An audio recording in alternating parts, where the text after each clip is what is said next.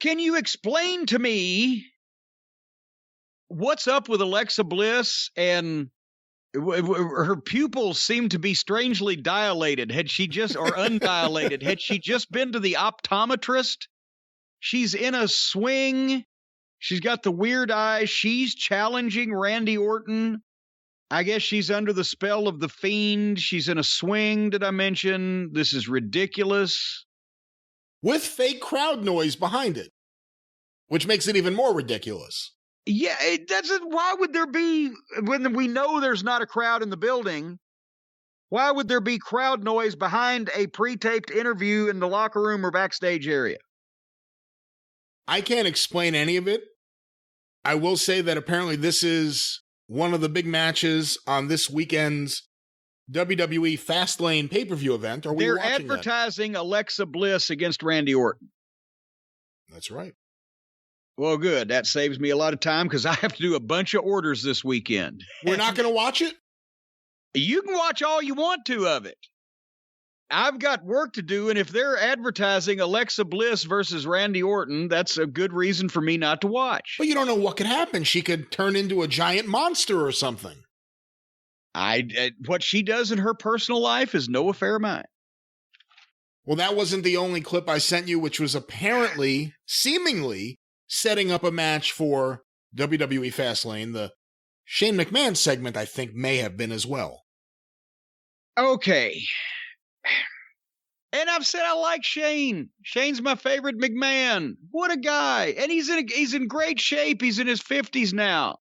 He stays in great shape. He inherited the workout ethic from Vince. I don't know that his music fits him now. The money, money, money. He's not coming out dancing and doing the shuffle. But I didn't understand what the Braun Strowman. And I know we didn't obviously see the interplay that they've had over the past few weeks, apparently, where Shane has been saying these awful things about Braun Strowman. But Braun Strowman, 6'7", 350 pounds. Oh, maybe taller than that. Maybe taller than that. Is standing there in the ring. He's called Shane out, and he's telling Shane about how he's been bullied all his life by people like you. Number one, I can't imagine why or how that Braun Strowman could say with a straight face, I've been bullied all my life, just those words. But what kind of fucking idiot, writer or booker, would have Braun Strowman tell people he's been bullied all his life? Do you remember when Andre came out and said, yeah, I've been bullied all my life? It's the same stupidity like when these guys, I think the Big Show did it actually, where they come out there and despite being big stars on national TV for so long, they're broke. They're afraid they're going to be fired. You know, Stephanie would come out there and start yelling at everyone that I'll fire you, and they all cowered because there's no other job these people could ever have except for this one. It's stupid. Well, besides that, and he's been bullied all his life by people like you. Who? By Ivy League school people? How many Ivy League school people did Braun Strowman come in contact with? Did Shane go to an Ivy League school? Well, probably. I don't remember. I don't know. I wasn't particularly there when Shane was in school. But anyway, the point is, so he's going through all that. You don't give these big giants these human weaknesses. Find you a little Ricky Morton looking fella for that. But a 6'7", 350-pound giant, I'm sorry, my asshole bleeds for him when he talks about how he's been bullied. And then Shane apologizes, says he'd never make fun of him, and then proceeds to make fun of him. But the lines weren't funny. So what if the lines ain't funny? What the fuck? But there was the invisible wall that was stopping Braun Strowman from coming over and getting Shane, because they're 40 feet from each other at best, right? And Braun Strowman's there having a meltdown in the ring. It's not even an arena with security and all kinds of people. He could just walk over there and snatch Shane McMahon if he wanted to. But instead, he's flipping out in the ring until finally Shane accepts his challenge. What universe are we living in now where I understand the fucking cornering Shane into some kind of gimmick match, but Shane fully accepts a match with Braun Strowman just without any trickery, deceit, being forced, being cornered.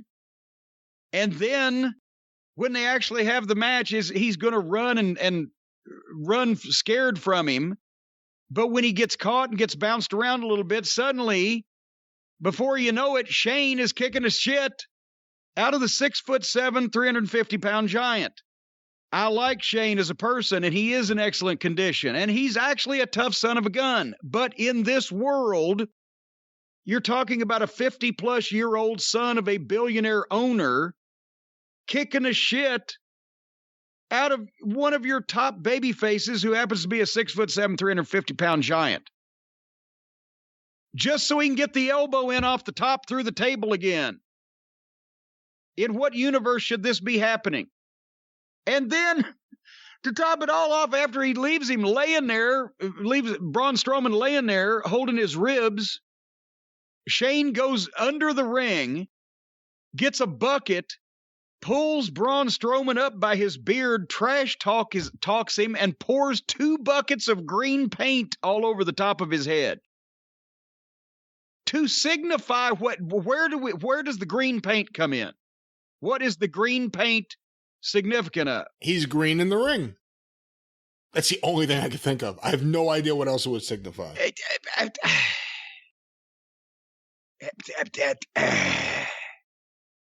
Did they actually say the word paint?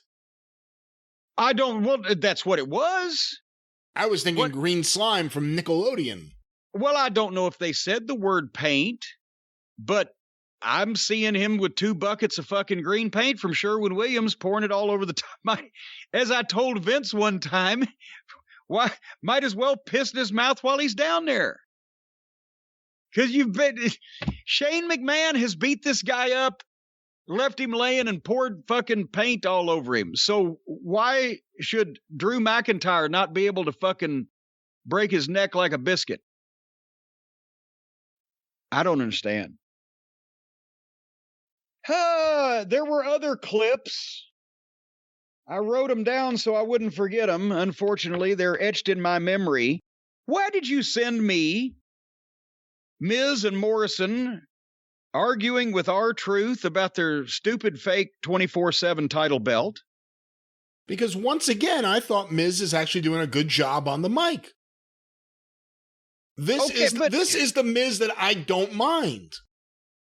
I didn't mind it there either. I mean, he was well-spoken, but they're arguing with R-Truth about a fake belt that they make fun of on their own program. And I like that they said that, Bugs Bunny earned a Grammy, but he didn't earn that belt or whatever. I agree with Miz. Go do those things you're good at, Bugs Bunny. But it's still, if they're trying to get some serious heat on Miz, take him away. Don't have him interact with the goofy guy with the fake belt that they make a joke out of on their own program. Well, it seems like they're setting things up for Miz and Bad Bunny. Well, bad news.